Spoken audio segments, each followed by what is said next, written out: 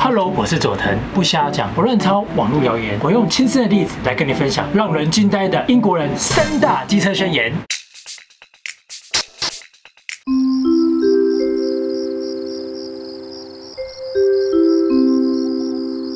英国人机车宣言1：英文是我们英国人发明的。他们讲这句话的概念在于，英国人似乎不太认同美式英语的说法。这个故事是这样子的：有一次，我们4个人在车上，一位是我，一位是60多岁的英国当地人，他是今天的司机；另外2位是20多岁的美国人。当时我们聊天聊得正开心，我突然提到学习英文的过程当中遇到一个好玩的地方，就是同一个单字在英国和美国居然有不一样的用法。当时我举了一个单字购物车。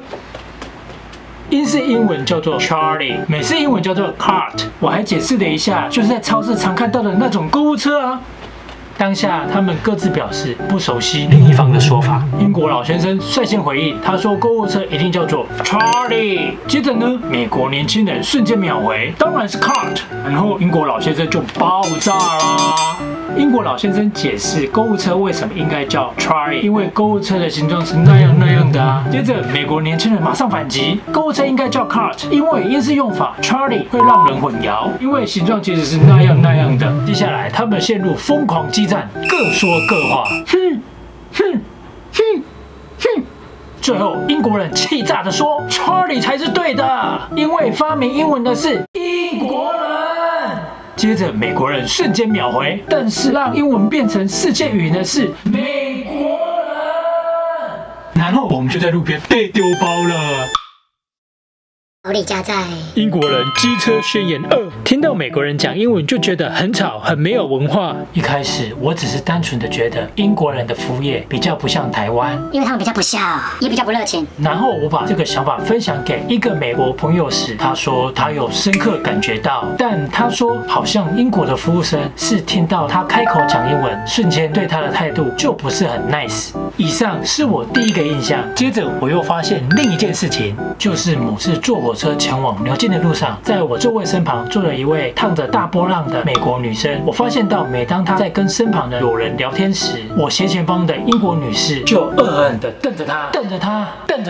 当下我真是惊呆了。在某次的聚会，我把这2件事情分享给一位英国的年轻朋友，他说：“哦，我们英国人听到美国人讲英文，就觉得他们很吵、很没有文化、很自大。”他认为美国总统就是一个很鲜明的形象，带有那种口音，一个很自以为的美国人。其实英国人也很自以为是的说。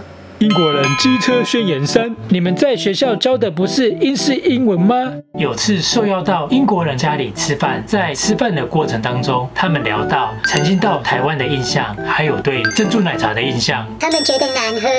他说：“你们外国人来英国学什么的都应该还 OK 吧？因为你们来之前在学校不是有学英文吗？”我说：“不 OK， 一开始要适应英式口音。”因为我们学的是美式英语，也就是美国版的英文。我还顺带一提，就是好莱坞电影的那一种。而且东亚地区大部分也都是以美式英语作为英语教育的主轴。接下来他们一阵惊讶，你们学的英文不是英国的英文？接着他们又说，英文是源自于我们英国的，所以学英文当然是学英国的英文，而不是假的英文。真的好贵啊。